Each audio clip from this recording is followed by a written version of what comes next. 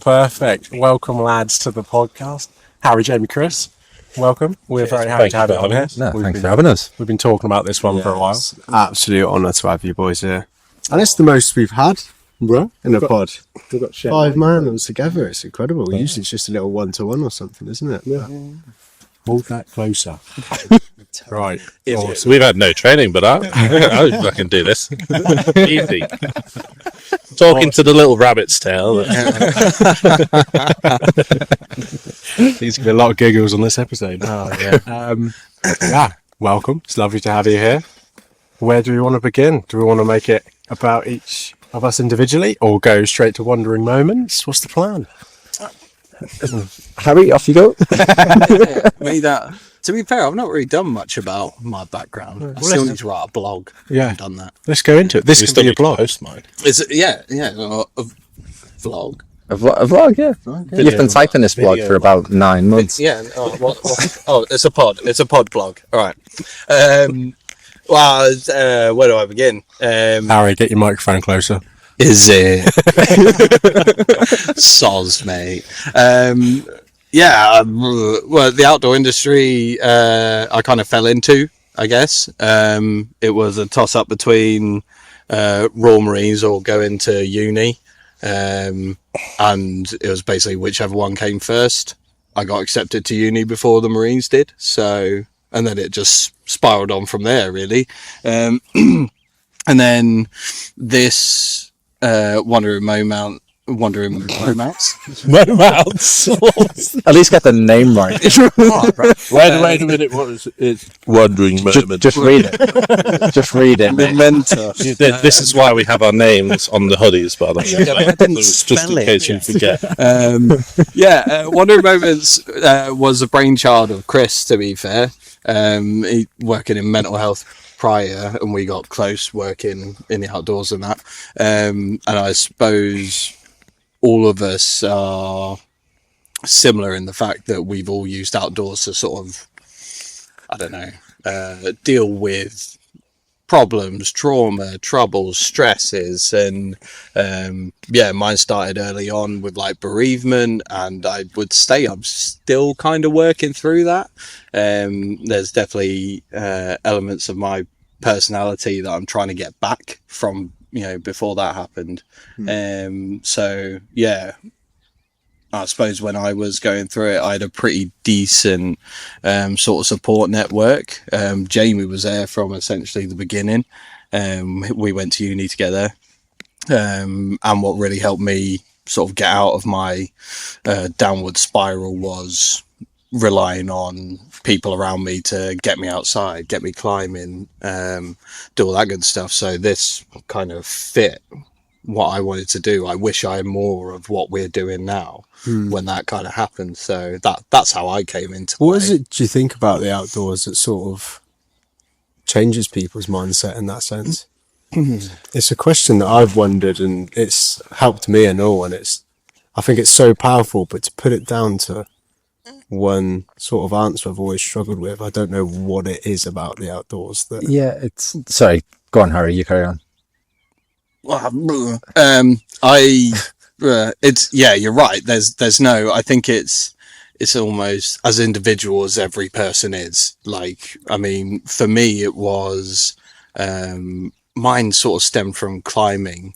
For me, it was just having like a mental challenge to focus on. So when I started climbing, me and Jay, we were doing like loads of rope stuff, and then I very quickly fell into bouldering. Like 95% of my time bouldering, because it's short, sharp, but it's like mental chess using your entire body to try and complete a problem. And that was just all I focused on. Like my dissertation at uni was on adventure-based therapies. Sick. And I'll be honest, the rabbit hole took me so far away. There were so many different bits of journals and educational diaries that say it's great for this, it's great for that. But in reality, I would say from the experience I've had now, it's completely individual to each person, because there's so many avenues in the outdoors now, whether it's literally just doing what we're doing now, bring in a chair, sit and look at that. For some people, that's enough. for others, your Alex Honnold nut jobs climbing, And up, 3,000 foot crack. Do you know what I mean? Is completely individual. I think that's also the joy of it, is finding what unlocks that escape for you. Do you think the dissertation for you was like, it helped you more than, it helped towards your degree and all of that, but like, do you think blabbering all of that out and all those journals like helped you in that sense? Yes, I'll be honest, my dissertation was my lowest scoring bit of work because I could have. How many days before did you finish it, mate? No, I had loads. It's like 2 weeks, but still, I suppose what really annoyed me is I did loads of research, and I think that basically made what I put down on paper far too broad. Also can't write, I don't have a flow in my body, but it was it helped me understand all the different initiatives that are doing lots of other stuff. So one of the best bits of research I did was I got to interview the program director for the Calvert Trust. If you don't know who they are, they're basically an outdoor ed centre, and they've got a couple now around the UK which specialise in getting disabled members out into the outdoors by offering basically just I've forgotten the word where adapted, got it, yes. Adapted sessions, and one of the ones that really stood out for me was they do a backbone program, which is essentially a week-long course that takes people who have suffered spinal injuries and debilitating injuries to their back and getting them outside, and their journey and their whole mantra, if you like, is ever since the incident, the accident, the illness, every medical professional has been saying, you'll never do that again, you'll never do this again. And the Calvert Trust will go, why not? And then bang, they're like, oh my God, why can't I do this? Because it's really cheap and simple fixes to make all these things really accessible. Instead of exactly. So I think that sort of opened my eyes to how much the outdoors can offer without having to make much change in your lifestyle. It didn't help my education journey at all, but for me, it definitely helped my understanding of what the outdoors can do for people. I think it's being present, isn't it? It just allows you to sort of switch off whatever activity you're doing. It's just whether you're on the river or sort of on the mountain, it just gives you that time to just go completely gone. Completely agree. So what was the course you guys did, at university? Sorry to cut you out there. Sorry. We did Venture Sports Management was the outdoor degree that we did.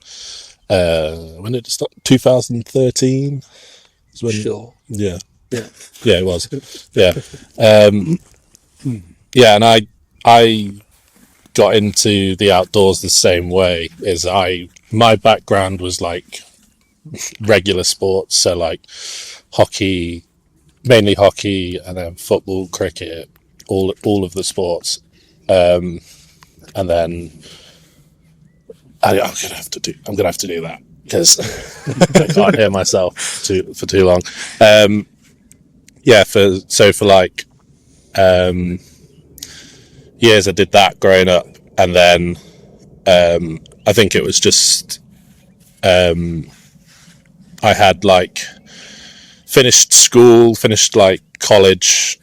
I didn't go do A-levels or anything. I just went straight to college, did sports, fitness and exercise, and then kind of finished that, and then had like 6 months where I was in a pretty heavy bout of depression, and it was just like the things that were keeping me going at that point were just like going to play hockey regularly was like the main thing that kept me going, and like video games at that point, even though that was kind of just keeping me inside. But the main thing was just going out and doing a routine, and being outside playing hockey was the main one that like kept me going through that times. And then I applied for I didn't. My dad forced me to apply for the Navy because I was just sat around playing video games and like not doing much with my life. I gained like quite a lot of weight over that time, and then it was random, like a family friend, because I went and did the Navy test and failed it by 1 mark, and then they were like, "Oh, you can go in the army," and my mum was like, "No, you're not going in the army." It's like, "You're not allowed in the army." And I was just like, "Oh, right, well, what do I do then?" And then like randomly a family friend sent my mum like, "Oh, why doesn't he apply here?" And it was Recife College doing adventure sports management. And like from 15 we started doing skiing holidays as a family, so I'd done a bit of skiing, and I was like, "Oh yeah, well, I kind of like that, that's outdoor sport, I'll go do that." And I was fresh into it, really. And then yeah, just from that random email my mum got from a family friend, I was out doing with Harry, went to Recife and did all the outdoor activities, and I was like, well, took to climbing like straight away, because one of my biggest fears was heights, and I was just like, well, I don't like the fact that I've got that as a fear, so let's just get into it, and got really into climbing, and then yeah, we did mountain walking, kayaking, everything. Funny thing is, when I first did kayaking, absolutely fucking hated it. I hated it so much. I was like, I'm just going round in fucking circles. It sucks. And then like Harry hated it even more, because he I had like a 4-year break. I was like, no, there's no way you could get me in that again. Ended River D, hypothermia. Yeah. I've had like a 10-minute period in my brain where I still can't remember what happened. I just remember getting lifted out of my kayak on the get out, and then being sat in like Simon Norcliffe's like massive buffalo jacket drinking tea. And in that, between that, no idea what happened. I took his trousers off. I knew it. Just had to get that out there. One for the record. Thank you. I can finally paint a picture. But yeah, so like got into all the outdoor sports through that, and then like that was basically completely changed my life, going to that uni course, because it started in like September 2013. Before that, I went to America and did the whole like Camp America thing, and did like did a lifeguard course, and then went out and was a lifeguard, and then kind of just got put onto kayak and canoe instructor on the lake. I'd never done it before, and they were just like, because it's America, they're just like, yeah, you can do that.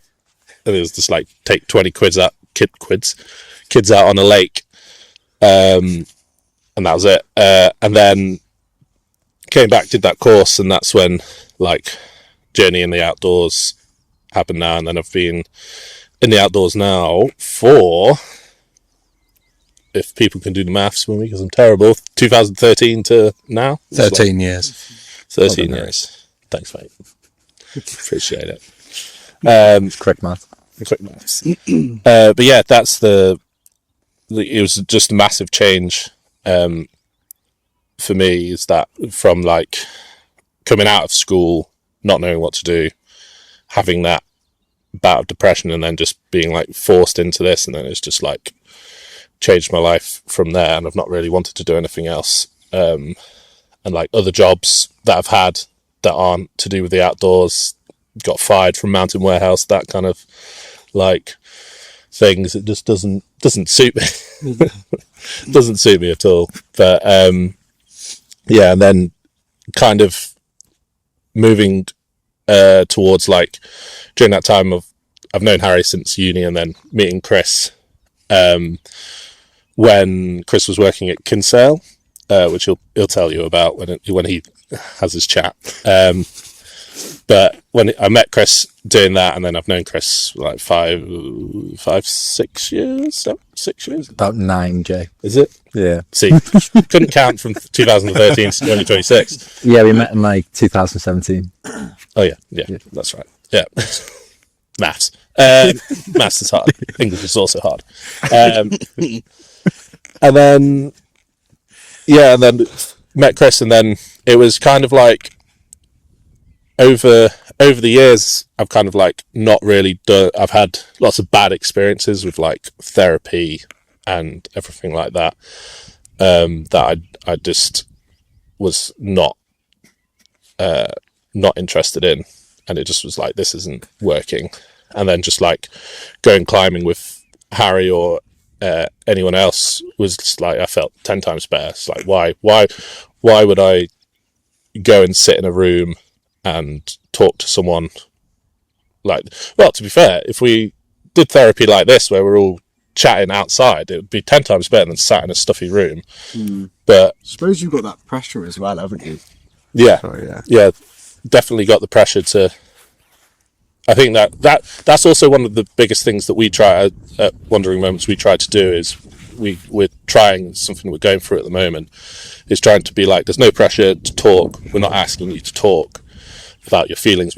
We care about your feelings, but if you don't want to express anything, don't want to talk about anything, we're still going to do the activity, or we're still going to do what we're doing.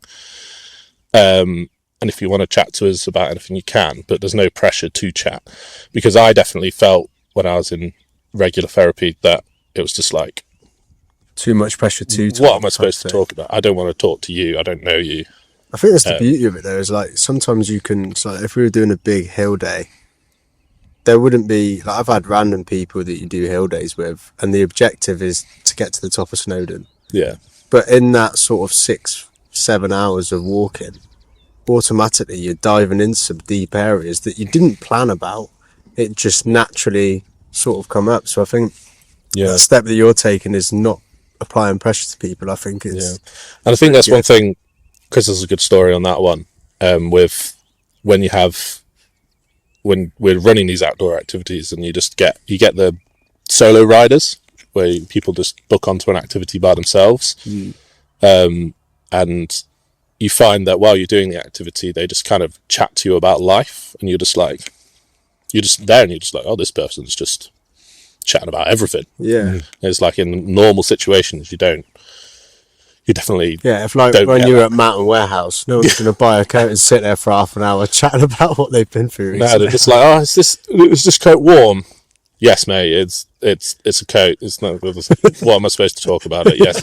Is it down? No, it's synthetic. Like, it's not. What do you want? Will it get me up Snowdon? Yes, it will get you up Snowdon. Well, this is what I currently do for a job. Can we just like tone it down a little bit?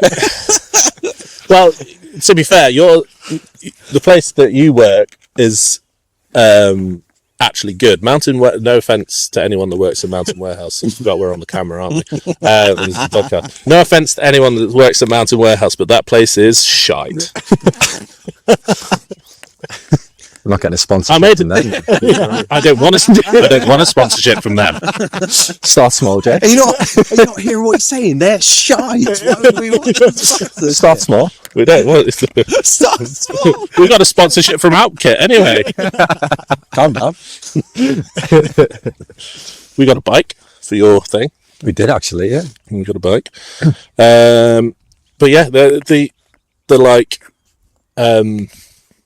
To the question about the outdoor stuff that you asked, I think the biggest thing for outdoors is just, it seems stupid, but the fresh air is the biggest thing. Like, anyone that has been stuck inside all day, that's why everyone went absolutely mental after COVID. Yeah. After COVID, everyone was stuck inside, like, all that stuff. And then we had that massive boom, which is great for the finances for freelancers like us, because everyone was just coming outside doing activities. Like, even people that have never done it before, they were just like I had loads of people on the rafts that were just like, yeah, I've never really done these like outdoor activities before, but I've been stuck inside for so long. to Yeah. however long it was. What was it that Izzy said in another pod? What was the green fact? Do you remember? Oh yeah. So hugging trees, Oh no. like I know, but genuinely, like scientifically, makes your endorphins go Yeah, up. I've heard that actually. Seeing like big bodies of water make people happy, and green spaces Yeah, and just naturally. Swimming in. Not everyone. Open water's too much for me. It's too much. Yeah, I mean, on that, I don't think I've met a person. For example, I'm going to use this as an example because it's gorgeous. I'm yet to come across a person who could stand in a place like this and go, well, this is shit, isn't it? Yeah. I've never come across it. There is like, especially those who don't get the opportunity very often, who are living in like cities and built up areas. I'm going to use my sister as an example, Maddie. Shout out, Maddie. Shut up. I Lovely girl. like went to uni basically as far away as I could go. The original place I was going to go was in Cornwall because I was like 7 hours away from where I lived. But they didn't run it, so I came up here. And then I saw Llangollen when we came kayaking. I was like, fucking hate kayaking, but I'm going to live here one day. I am now. Unbelievable. My sister went the opposite. She's super uber successful. She is a surgeon. She lived in London for almost a decade, and she came up to visit me because she was like, I want to climb Snowdon. Sorry, my bad. Or Oreri. I'm not even going to try. One of them. Not even going to try and pronounce it. And it like blew her mind. I couldn't think of doing anything worse. But no, you've come this way, I'll take you. And she was like, this is one of the most incredible places I've ever seen. Which I suppose for us in the outdoor industry, don't get me wrong, not knocking it, it's gorgeous, it's wonderful. But there are so many experiences we've had in places like, you know, like all of this, that it's, you know, you've done it 15, 20 times and it doesn't lose its fact to be like, I'd go and choose to do one of the lesser known mountains, you know, try and do something that's a little less quiet or whatever. But for my sister, that was like, that was unbelievable. It's just, yeah, there is something about it. And I would even go as far to say is like, there is something that we just can't quite explain, but there's a weight lifted, you feel light, and it's just can't get enough of it. Just being outside in the green spaces. And I think the quiet is also like, you know, me and Chris, many occasion have gone to the pub after work and been there for 2.5 hours, sunk a couple of pints, didn't say a word to each other, and that was just like, that was nice, see you tomorrow. And it was just release, isn't it? Just not. Sometimes that quiet is all you need as well. And then you have that in abundance when there's not 5 twats up on the hill with microphones. It's, when you can just come to one of these places and just escape. Yeah, you know? But I think as well, like, sorry, I need to see that. I can hear myself echoing. Like I done like sports psychology, kind of like at uni. It's basically like a core psychology degree. We just applied it into a sport and setting. But it's kind of when you go out into the outdoors and you're kind of in that fresh air, and whether you go for a walk, whether you go for a cycle, whether you go for a climb, it kind of like tricks your mind because you're constantly moving forward. So when you go for a walk, you're moving forward, you're kind of like progressing along your walk. So it kind of like tricks your mind to think like, I'm progressing, I'm moving forward, I'm kind of like heading towards my goal. So that kind of like, whenever I feel a bit shitty or something, it's like, I'm just going to go for a short walk, or like I'll walk along the canal, sit at Horseshoe Falls. Once I've got there, I was like, I've achieved my goal. I feel better, and you come back. So it does kind of trick your mind that way, and it does kind of, you know, release that weight that is kind of hanging over you. Do you think the same with like going into your bouldering and maybe not your start of kayaking, but it's that sort of drawn addiction to failure as well? It's like you failed once and you're like, well, I need to get back on it and keep going, and you're constantly sort of in this loop of going, well, I need to be better this time. I need to be better. I need to be better. I need to be better. It's just like, it keeps you wanting more all the time, doesn't it? Whether it's just a walk, whether it's the next mountain bike trail, the next boulder, the next river, you're always in a position where you're like, no, I want more from this. Oh yeah, prime example, Sicker Block, the boardroom. Yeah. When we first went to the boardroom, Psycho Sicker. Yeah, that one. Yeah, I don't know first went to the boardroom in Queensferry. We were like the first 100 people in there. We went when it opened, and like the Sicker Block appeared, and I was like doing that. Spent the next 4 weeks going 4 times a week, and I ripped off every callus on my finger because I couldn't get it. I was like, I have to. Today's the day. I'd go blood everywhere. And yeah, it was just that need, that want to progress in this thing. But I suppose that goes on back to the point we were making about just having a focus, having something to work towards. So, I'd go to the boardroom every Friday instead of doing our business lectures at uni. Yeah. We did that a lot. Every Friday. Every Friday. We wouldn't go to business. I think we did 3. I'm pretty sure I only went. No, I went to 2. You went to 2. 2. I went to 3 business lectures in the first year, and I went to 2 in the second, because Friday was climbing day. That's what we did. But it was completely agree. That need to be better. If you fail, you want to accomplish what you're doing. And being humbled, it's good to be humbled, isn't it? Every now and then. Yeah. Every 10-year-old that climbs at the boardroom humbles. Yeah. Trying to climb that Weasley V3 after being away for a few weeks, and then there's 10-year-olds flashing the V7. You're like, I'm not coming back. I'm hanging the shoes up. Game over. I'll just go for a coffee. So what was your background, Chris? Where did it all sort of stem for you? So again, with the outdoors, I kind of fell into it. So I went to uni and done sports psychology, but my whole aim was going to the RAF. I wanted to be a fighter pilot. So done sports psychology as something to fall back on. Went and applied for the RAF, just about missed out. So I was like, right, okay, I'll come again next year. What can I do at the minute? So I went and done my teaching degree.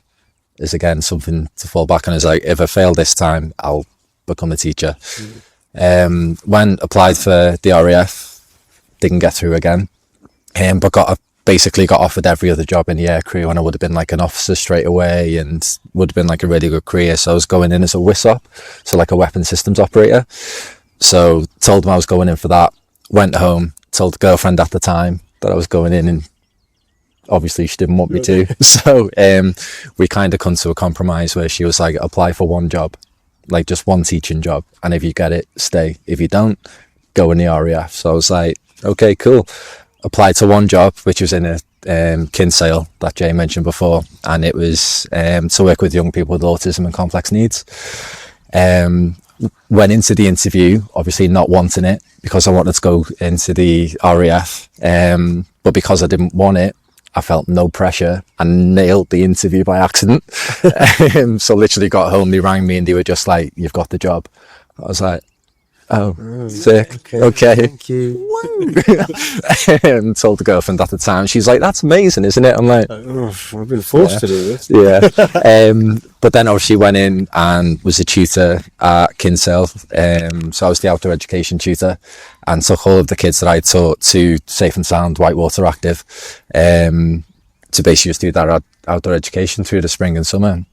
And then that's where I met Jay. It's crazy how it all works. Yeah. Each little decision sort of has led all you three. That ex-girlfriend, you got a lot to thank for her. Yeah, I do. Not to go to the trick. Cheers, Shell. Shout out, Shell.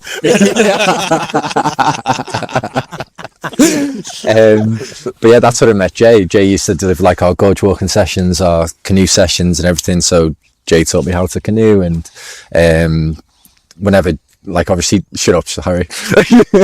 Canoe. I can do this as well as Aaron and Rob. Just me. Yeah. No, Aaron and Rob as well. But that's what I mean. It's whenever we drink up and basically confirm we were going, if it was Jay leading the session, they'd be like, Chris is there. He was like, sick, tell him he's leading. So he used to I did do that a lot. A lot. Social loafing the session is the technical term. Yeah.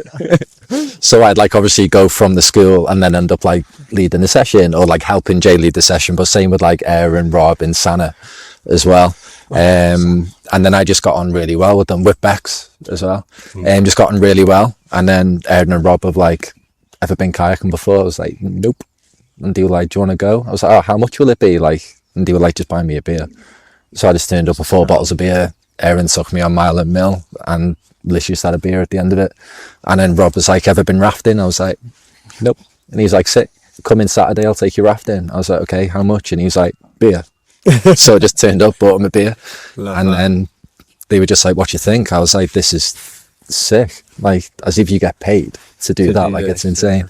So they basically just said, like, come in every Saturday and Sunday, just do sit-ons, like, we'll train you to be a raft guide. And then they sent me on the course with the Pirates, went up there, got my, like, level 2, and then come back, I think I freelance for like 2 or 3 weeks, and then got offered a full-time job the following year. And like, yeah, Spud offered me the job, and then... And that's when all 3 of you would be working together at that point? Yeah, so I met Harry through Jay, I think when I was freelancing, I think I met you. And then my first year full-time is when me and Harry like actually met, and then we become like really close. And obviously I got to know Jamie a hell of a lot more as well through that. And then that's how I ended up just working in the outdoors. Just love that. Spud offered me a full-time job and then paid for my other quals.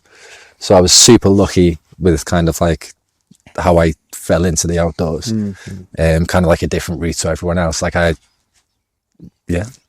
happens for a reason in that sense, though, doesn't it? Yeah, definitely. Big believer in that. Yeah, and then but it was through the outdoors that kind of like when I had my really like low moment was when I just started working in the outdoors, and it was this that kind of like helped me through it, being around people like Harry and Jay, and just kind of, I don't know, just like not having that pressure to kind of like talk about everything, because I'd had therapy, and don't get me wrong, like I had a really good experience with therapy, but I don't know, just I don't like just going in and sitting in a room with a stranger and being like, this is what's wrong with me, because you do feel that pressure. And it's like Jay said before, if therapy was like this, we're just kind of like sat outside, we're just kind of having an informal chat, like it's a lot more helpful. Like, you know, we're kind of sat side by side in this, but if I turned round and faced Jay like this and was like, are you okay? That's super formal. It's kind of interview like. So exactly. And it's really interview like, and it's super formal, and you feel that pressure. And what I find is when we're doing our Wandering Moment sessions, if I stand opposite someone, I'm being like, how are things? They're like, I'm fine, why? And they get super defensive. But as soon as we start like going climbing, or we go canoeing, or we go mountain biking, or just walking next to each other, when you're doing something side by side, that's when someone starts opening up. For sure, because you're projecting it into the open air at that point. As much as there's ears listening, you're not just like, yeah, exactly, like you're saying, it's just right, I can just focus on where I'm going, and then blah blah blah all comes up. Yeah, definitely. You find it a lot in like my full-time job as well. Like with the kids that I care for in the home, normally they start opening up to you when you're driving in the car. Okay. So like you'll be driving, they'll either be sat in the passenger seat or they'll be sat in the back, and the only eye contact you have is through that rearview mirror. But that's when they start opening up and telling you things, because it's that informal kind of like less. Yeah, definitely. And it's kind of like they're not talking to you, they're just expressing it to open air, like just venting it out. Aren't yeah, they? definitely. Just giving people a safe space to do that as well. I think it's so good. So when did Wandering Moments actually start? It was kind of a conversation between me and you walking to a ski lift in Canada. Really. Yeah, literally. I think Jay was like, oh, what are your plans when you go back to the UK? And I was like, I've been wanting to set up kind of like a mental health project for a while, but I'm not really sure what to do. I'd like to link in the outdoors, but yeah, I don't know. And I was like, what about you? And he's like, that's exactly what I want to do. I mean, we literally just sat in a ski lift, just chatting about it on the way up. And then when we went over to Al rafting, I think we were just sat at the table, and we just kind of, the idea just spawned from there, wasn't it? And then Harry come over, sat down, he's like, what are you on about? I feel left out. You've been spending a lot of time with it. Kind of feel left out. Can't even say his name.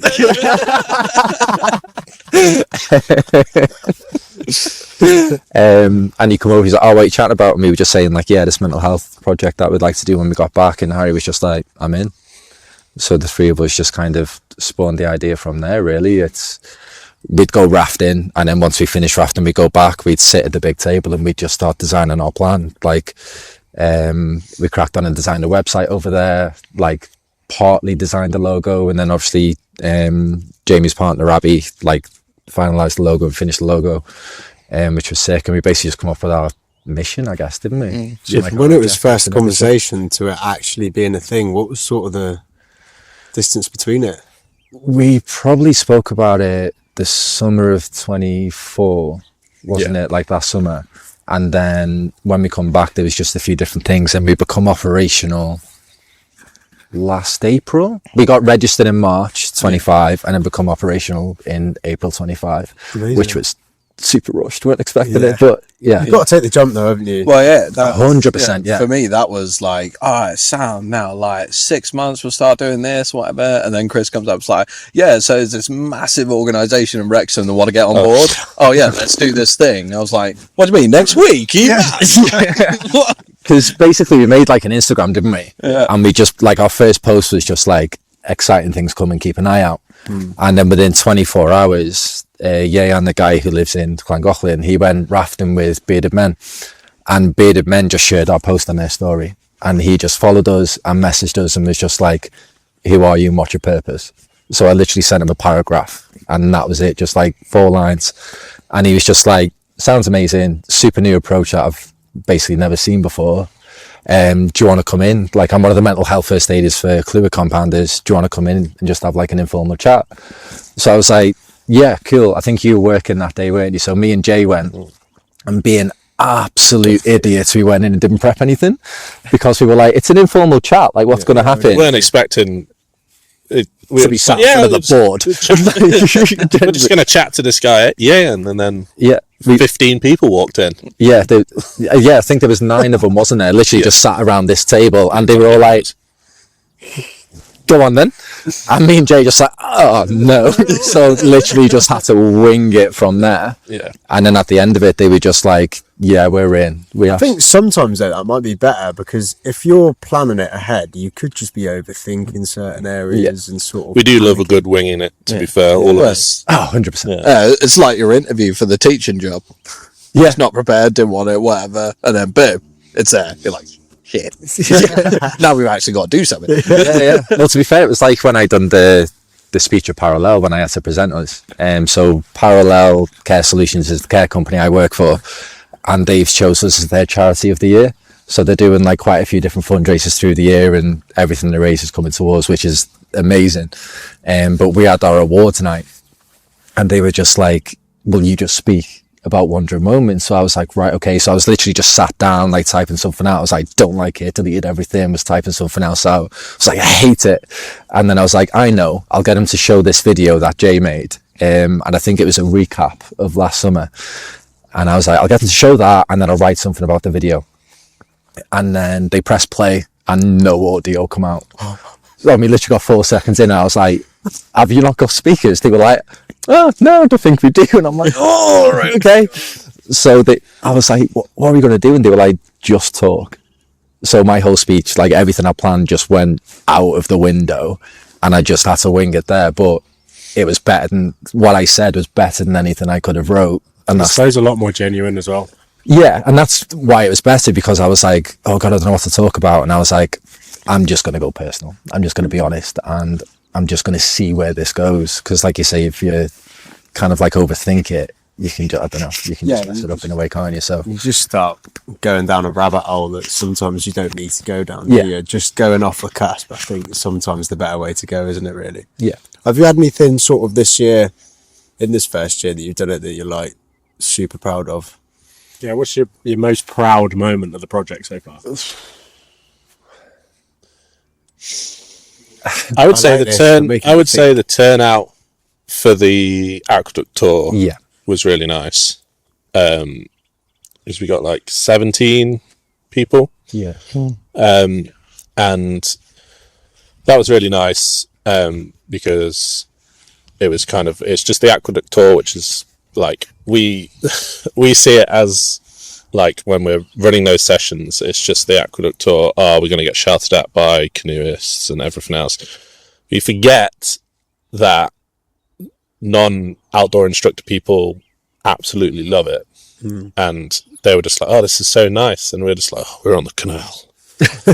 And like actually, when you paddle from, because we did it at the BMA put in for the Aqueduct Tour, and if you paddle from there, it's actually quite nice, like going through all the fields and the trees and everything around there, and then you get to the aqueduct and everyone's just like, there's water going over a bridge, wow. That like yes, that's blew what it's called, everyone's an mind, didn't it? And it was like, you can see it on the clip, just the joy that it kind of brought everyone. And like there was some lads who come to that and they were like, that was genuinely the best thing I've done in a while. They were like, I haven't laughed or smiled like that in a very long time. So like hearing that was just like, it was amazing, wasn't it? And that was some of the lads that we'd met for the first time that night.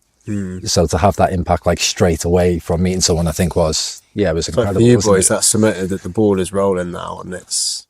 Yeah, and I think we're at a point now where we've got to keep in mind that the ball is rolling, because not everyone wants to. We're not going to have those numbers every week, because we've now changed to doing a regular every Friday evening. We do a meetup, and like, because it's regular, there's often that people aren't going to be free or aren't going to turn up and whatever, which is fine. People have their own lives, and sometimes it gets. I know I get a little bit like frustrated a little bit when it's like we've got a community group on WhatsApp that we put something out in that. We try to put. I'm not very good at social media in terms of consistency. Trying to get better, but we try and put something out on social media about the meetup as well and what we're doing, and then they don't. It's normally like busy, and I think that's one thing we've got to keep in mind, is that coming into the summer we're going to get more people coming in because it's longer evenings. Where are your sort of regular ones? So is it every Friday, certain time in a certain place, or? It's every Friday at 6, but then the activity kind of changes. So we've done, recently we've done the boardroom, we've done a mountain biking one last Friday. I think we had climbing over there. Yeah, we've done climbing over there. We've done like walks in like loggerheads. Nice. So if someone, say, watching this wanted to approach you guys to get into that WhatsApp group chat, where would they go and how would they get in? I think the easiest way is on Instagram, because that comes through to all of our phones, and then if they want to get into the WhatsApp group, then just say, because there's a couple of guys that I think there's 2 guys that I put in the WhatsApp group through Instagram. They're just like, I'm really interested, and it was just like, well, we have a WhatsApp group if you want to have regular updates, and they put the number in there and they get added to the WhatsApp group. Because I think that was a big thing, like Jay was saying, when we're kind of arranging something like, oh God, we've only got like 2 people interested this week. In my mind, I was like, oh God, why haven't we got people interested? You know, we've gone from these numbers to this numbers, and it's something that I kind of like overthought. But it was a conversation that I had with my manager at work, Rach, and she was like, you've set this up to help people. So when people are coming along, that's maybe when they're feeling down and they need that help. So if you actually haven't got that many people turning up, maybe you've been successful in helping. That's a very good way of looking at it, actually. So that's kind of like eased the weight off my mind. So when and obviously these will tell you, like, I do worry. So sometimes like, oh God, we haven't got numbers. Then I'm like, You don't no, fucking stop. no, I am like, I'm a worrier, but like sometimes when I'm like, oh God, we haven't got numbers, I think in my mind, hang on, maybe it's because we are helping people, and it kind of eases that like that weight. Are like you noticing sort of, are they all sort of local at the moment, or are you getting sort of a big reach in sort of where people are coming from? Local at the moment, aren't Yeah, they? it's mainly Wrexham, Yeah. because of the companies that we're involved with. We get the Clwyd Compounders, which got us involved with. A lot of those guys come over from there, and then like people around here in Clan. I don't think anyone else that's turned up is not. I have had interest from a friend of ours down in South Wales. Wanted to come. No, Kim and Louis. Yeah. Yeah. And yeah, similar. So they're actually someone that me and Chris met whilst we were working in Canada. Oh, those guys. That random wedding we went to. Yeah, random. Well, not random. It was a great day. Story time.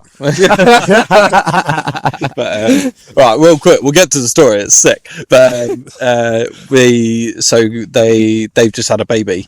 And we told Kim about our whole plan for Wandering Moments before we left Canada, and I haven't spoke to her in a while, and that's on me. Like my same thing. I'm bad at responding, and then like you leave it a week, and then I get anxious that they're not going to take it well because I've left it so long, and then it just goes on and on. I'm terrible for it, and it's something I'm working on.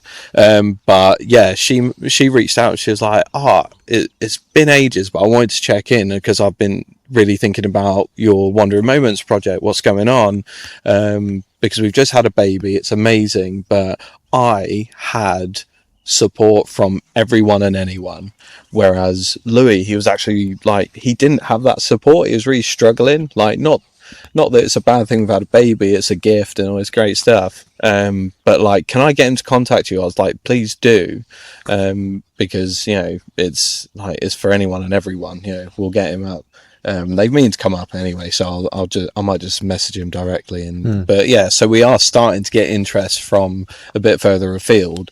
But yeah, we need to just keep, I think, just being consistent. We're just trying to be consistent with it. Like from day one, I was happy if I saw one new person a year.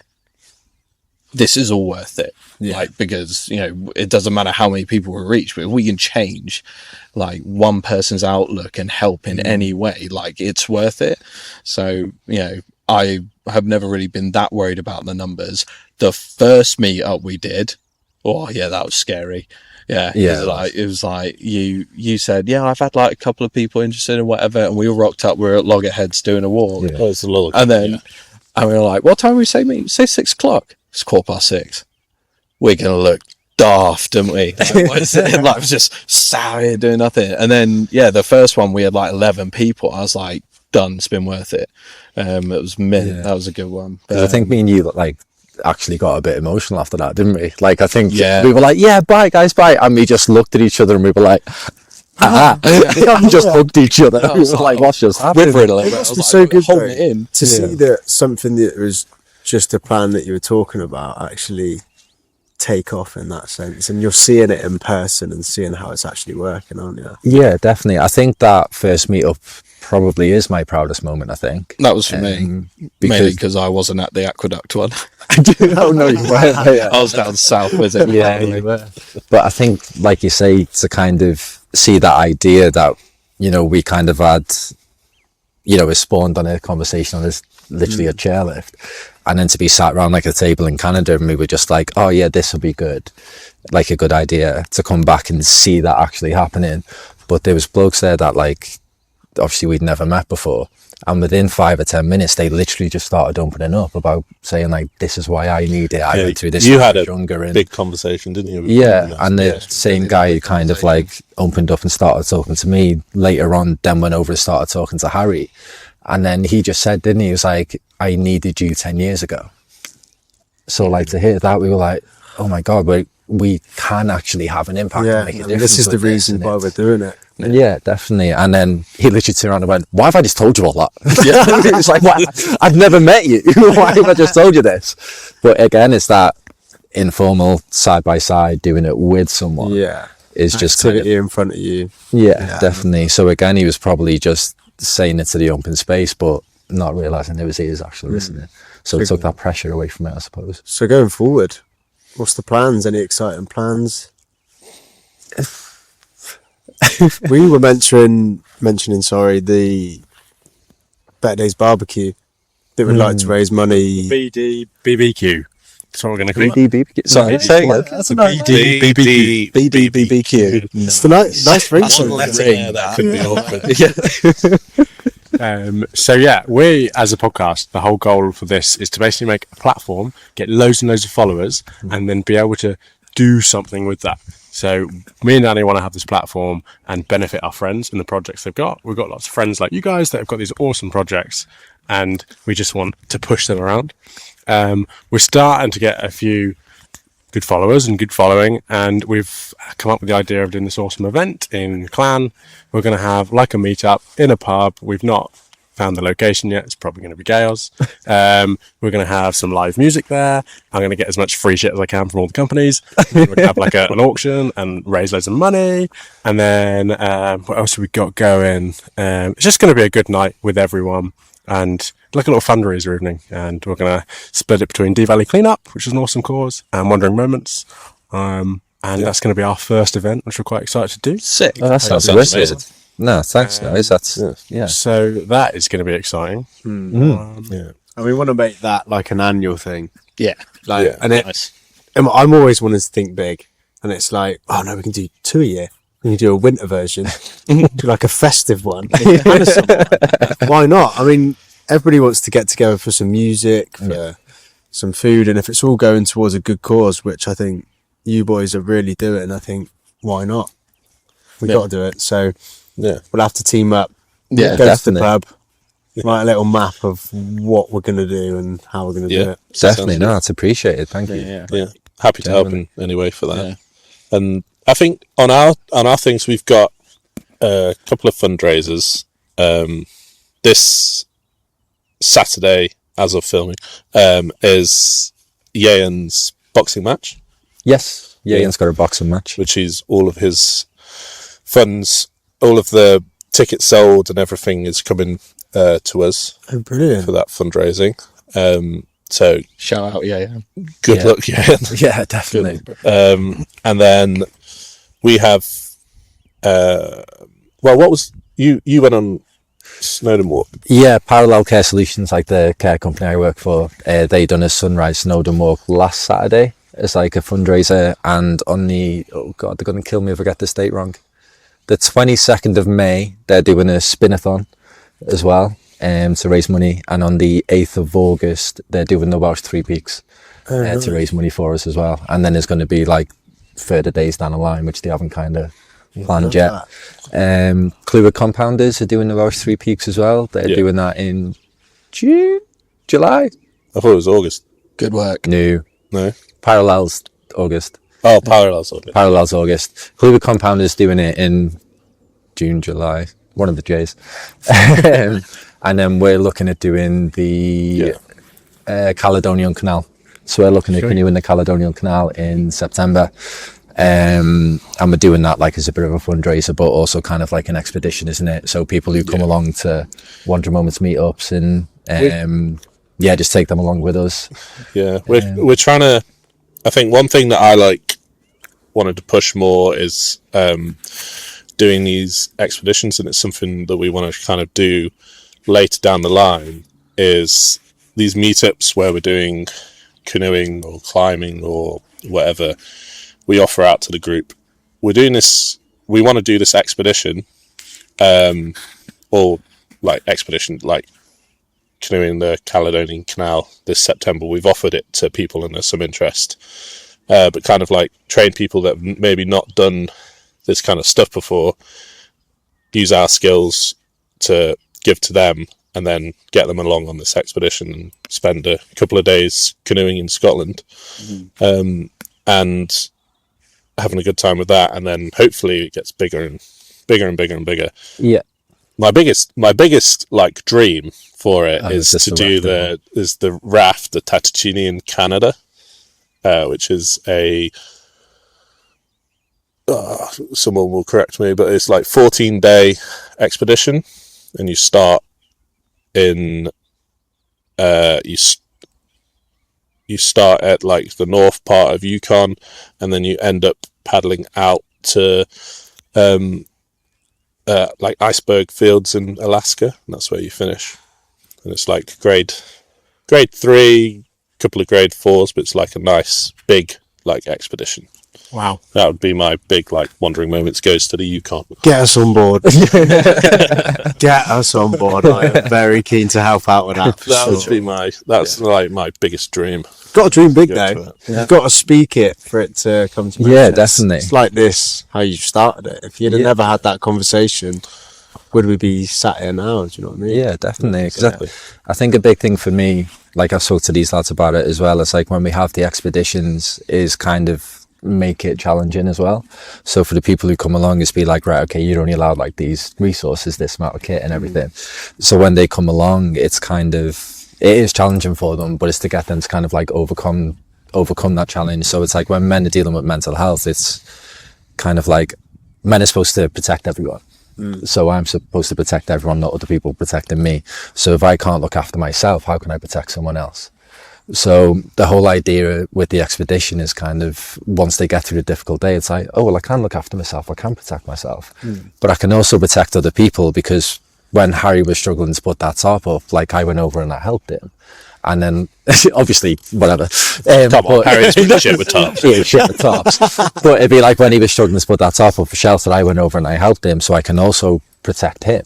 So it's to kind of make them realise that like strength exists outside of the stereotypical manly strength that we're all programmed to believe in, and that they're a lot more capable, they're a lot more adequate than what they believe in as well. So that is kind of, as well as having like a nice time and being around amazing people while on the expeditions, it's just to try and make them realise that as well, and have that little bit of a... I suppose with the people that are coming to you, and if they're repeat customers as well, and you're taking them on these things, you're going to have to step up each thing as well. So to start with, it might be, oh, let's go do Snowdon, you're with Hariri, don't want to annoy anyone. Come on. It might start with that, and then it'll be like, oh, well, now we need to do the 3 Peaks challenge. Yeah. So like you're gonna have to. He's like, no chance. That was the thing when we were thinking about our next fundraising event, because in September just gone, I'd done the rat race coast to coast, which is 100 miles in total. It was 21 miles running, 78 miles biking, and a mile kayaking, and I'd done that like over 2 days. But it was 7 miles of it was road running, 14 miles of it was basically mountain running through like Glencoe. And then some of it was road running, then some of it was like mountain biking, like in a way. And then like when we were thinking of doing a fundraiser this year, I was like, well, I can't just do a marathon. Even though marathon's really difficult, I was like, I've just done 100 miles. Yeah, so everyone's going to be like, is that it? Yeah. So I was like, what are we going to do next? So me and Harry have a plan. Is it going to be next year? No, I don't know. we were going to do Land's End on a Groat and a tandem. On a tandem. Yeah, on a tandem. How many arguments do you think you're gonna have on that space? Oh, no. Within the first 10 minutes. No, I'm at the back. Big. I was just about to say, big Sorted. question. Who's at the front of the back? Oh, I'm at the back. Come on, Chris. I'm doing all the work back here. Having a great time. That's flashbacks of Jay in a canoe when he was teaching me.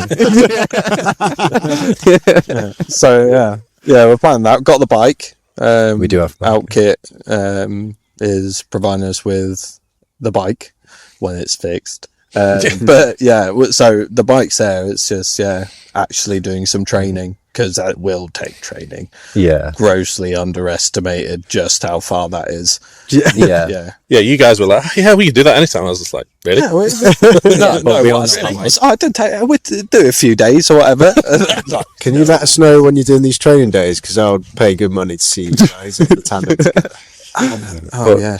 Yeah, my training for that event was horrendous, so I need to actually train for this one. Yeah. I remember asking you if you were training. You're like, yeah, I'm going to do a 5K tonight. Like, yeah, I'm going to start. I'd done like 4 or 5Ks. Chris And I was is like, longer than I'll do it. 5K. And I was crying every day in the event. Not even joking. Sadly, it's one of those things that you push it off long enough, you then get close enough that it's like, anything I do now is gonna do nothing. So How much training did you do for your second marathon, mate? I did 116k run. Harry's done the London Marathon twice. His first time was good because you trained, didn't you? Yeah. Great. Second time, he did a run with me. Oh, I did. Yeah. Oh, I've been leaving that one out. Yeah, I did like 3K and I was like, no, thank you. I'm all right. I'm not built for running anymore. Yeah. Wait, that was the same one. But then you kept going. Oh, I did kept the going. 16K. Yeah. I was like, I want a baseline. I want to see how bad it is. Cardiac arrest, 16K. I was like, this is going to be awful. And it was. I finished it, and that's fine. But my left knee will never be the same again.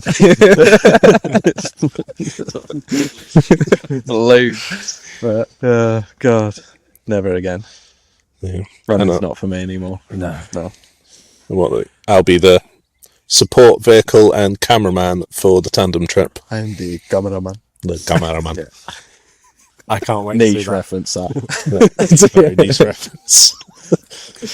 Awesome. Now we've got some questions from the public. Oh, we did get couple of questions. posts today. Nice. Now, Matt Ollie, our favourite person in the valley, saved the day. what a Every guy. single He does podcast. ask some good questions for the He podcast. does. Yeah. He's often the only person. As soon as that post comes, bam, 3 from Matt Ollie.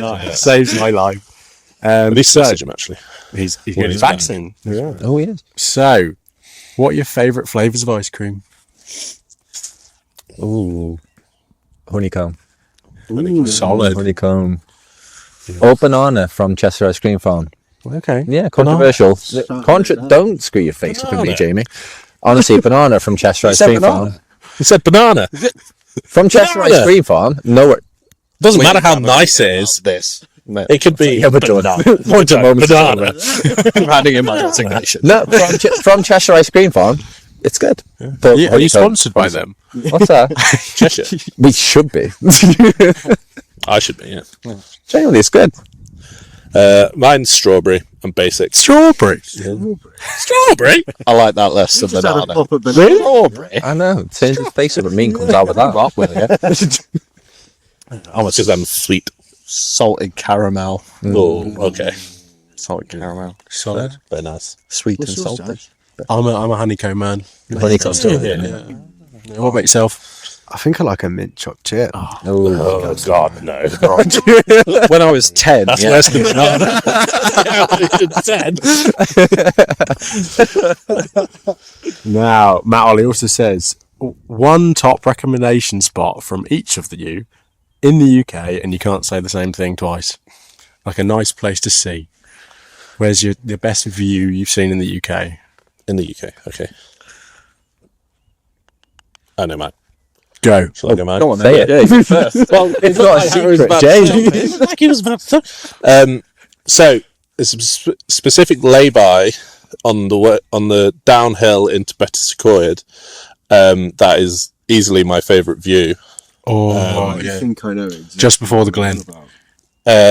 Just before Conway Falls Yeah. Cafe, there's a little lay-by, and it looks out, and you've got the two hills, and then you can see Is it Shabod? Shabod in the background. I know exactly what one it is. Nice. It's very good. It's very good. Mine's not too far away from that, actually. But I would say it because I've seen it in so... Zach's going for that mid-chop chip. Eating the rabbit steak. Glad you got it. I was going to say it's... But I've seen it in so many different ways. Tanagrishiai, other side of Blind of Hestiniog. Oh, yeah, yeah. When you go in, when you walk up to like, I can't remember the name of the lake, but basically I used to work there at Go Below, and it's the entrance to one of the mines that they do tours down, and that little valley there, which is like, yeah, it's just like otherworldly. Like some days it looks like something out of Lord of the Rings, other days it looks like the Alps. Like with certain conditions, like the best time was when it was just like probably a meter thick mountain of fog just sat just over the top of the lake, but then glorious sunshine. It was unbelievable. That's like just magical, that place. Yeah, that is a stunning view, to be fair. I think mine is probably, I don't know, sentimental in a way, but Loch Lomond. Because you two boys came, well, when we done the event on the way home, we stopped off at Loch Lomond. Don't want to get sad, but yeah, that's where my dad's ashes are scattered. So that's one of my favourite places to kind of sit in. Yeah, really special place. So yeah, probably my favourite. What about yourself, Danny? I think the northwest coast of Scotland for me, round by Torridon. Like, not any specific lay-by or any specific place, but just that northwest coast, just above Skye. I think the roads around there are just something special. Just constantly like, I'm just going to sit at 40. There's no rush. I'm just going to drive nice and slowly and take it all in. What about you? In Oban, under Connell Bridge. I was surfing a few years ago. Still the best memory I've got in my life. I had like a sunset. I had that like mirror glass wave. I had mountains behind me. It's like burnt into my brain. It's like the prettiest place ever. Anywhere in Oban's lovely. And that was a very special day. Now, a more serious question. 2, 5 and 10-year goal plans for Wandering Moments. Oh, wow. Good. I hope he's prepared. From your favourite ice cream to that bomb. Well, I was expecting favourite I Christmas. got to bail out because we all talked about a 10-year plan. Doing the Tatsicini, rafting. Is that your 10-year plan? I reckon. Fair. I reckon. Yeah, dream big. I reckon 10 years. Maybe a bit longer.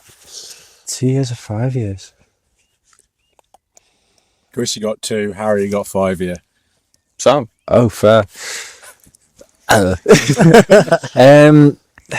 think the next step of our thing is land, or finding someone who will let us use their land and building a hub. And then that is where we'll kind of like have obviously a lot of meetups where we kind of want like a cabin or like a shipping container there, don't we? And we'll like convert the inside of the ship container out.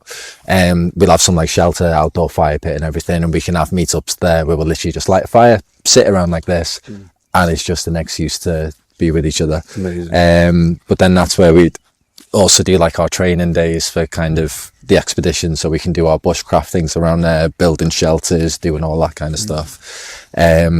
Hold events there, so like, you know, have barbecues and like the BD BBQ. We can nailed it. Like we could host that there, you know, stuff for like D Valley cleanup. We can host things there for it as well.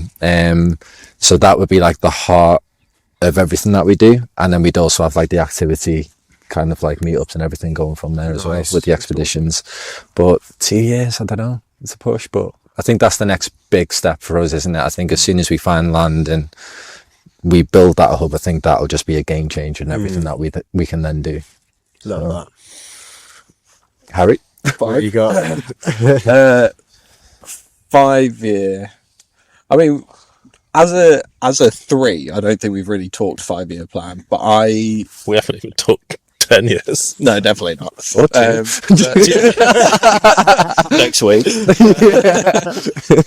For me, I'd like to be in a place where we have the funding and resources to extend our reach.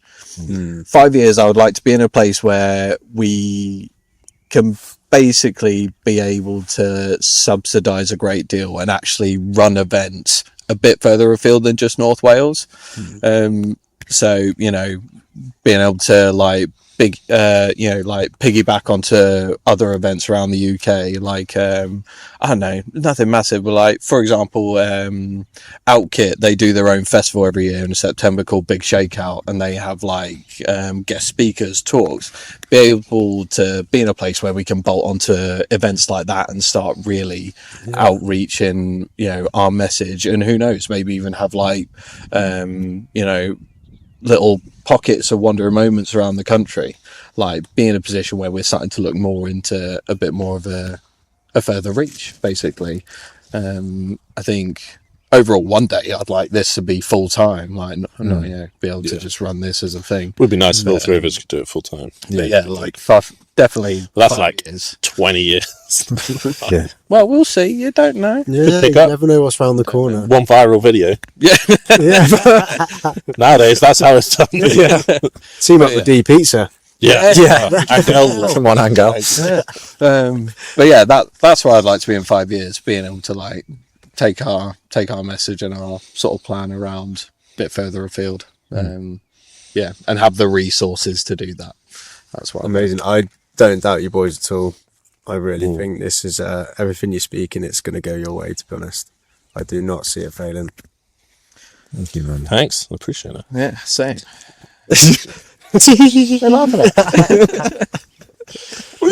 Am I not allowed to show appreciation? It's just awkward when you get complimented. It's like, oh, thanks. Don't know what to say. No, that's like, yeah, that's massively appreciated, like genuinely. Yeah, fingers crossed. Yeah, no, me and Danny we love what you've been doing from the start. When this was an idea on a Christmas tree harvest, we were dropping this in conversation about trying to have some sort of support for this and just help where we can. And yeah, that's the plan, really. Ideal. Yeah, wicked. Thank you. Yeah, it's sort of been a part of, I think, exactly what you guys are pushing. It's an area that I've always wanted to dive into. And I think we're just doing it in a slightly different manner, aren't we, really? Is we want to get people on to have the space to talk and just be open, no matter how many people are there. Just having the confidence to come on and talk about whatever's on your mind or struggles or how you're dealing with the activities you're doing, the psychology parts. Like, it's sort of part of the reason why we're doing this as well. So seeing you boys really jump for it it's nice to actually be a part of. I was just interrupting them. But like you were saying, if you just benefit one person a session, that's like worth the session. If it's one person a year, you've benefited one person. Yeah. We've had lots of awesome messages, but we've had like 2 really special messages. Just they've listened to an episode with someone and that guest has said something about dealing with a problem or how they've dealt with it, and it's helped this person. And they only know it because there's a podcast they can listen to. And the more variation of people we get on here, if you've got ways of grounding yourself and dealing with stress and problems, if it helps someone in a new way, like, we're so happy with that as well. Yeah, and I think with your guys' podcast, is one thing that I was thinking about when you guys first started it, was that like, there's so many podcasts nowadays. Like all over the place. We all listen to our own podcasts for whatever reason. And then you do get some podcasts that are kind of doing that, like trying to help people kind of thing. You get some that are really good, some that are really not so good. And sometimes you get like someone being like, oh, you got to just do this, this and this, and then you can have a lifestyle. Very much like some of the Manosphere stuff was all like that kind of stuff. And I think what you guys have is like real in that sense, like genuine people. It's not like you're not just like on the like the normal like city people, or like you've earned loads of money doing whatever. It's like we're just kind of 2 guys and kind of put it together, which a lot of people have done that kind of thing. But I think the outdoors side of things and doing podcasts outside is a great thing to do. And I think it's like we are just winging it. We've said it so many times. Really professional. Yeah. The microphone box doesn't say plug the fucking microphone.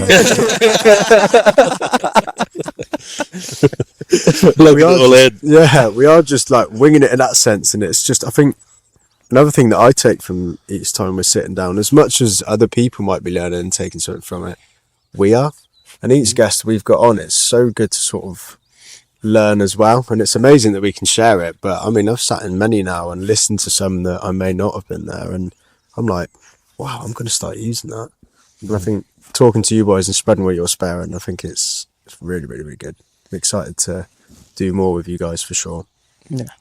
Appreciate it. Same. Well excited. Just, do more. Just do more. Get out. Do a bit more. Just, sick, innit? Yeah. Just being like, it's so good. It's like, what a nice evening.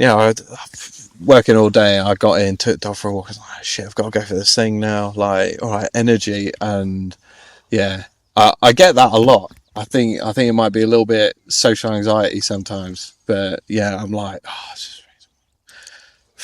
just just on with it. And I've come up here, I've had the best evening. Like, just outside chatting. It's just, I need to push myself to do more instead of shying away from it. It's still, I still struggle with each one. I sit there and I need to sort of build up to this. But then you sit down after 5-10 minutes, you realise you just sat with some mates, a little chin wag, and it's not that deep, is it really? No, I think that's one thing, like Jay was saying before, this is just, it's real. Like, it's so organic and natural, the way you've done this. Like, I don't know, like, we got up here, we all just kind of like came in, sat down, and we literally just started chatting, and you were like, "Oh yeah, we're filming now." I was like, "Oh, press record this time." But essentially, we sat down, we started chatting, and you were just like, "Oh yeah, we're recording now." I was like, "Oh, all right, okay."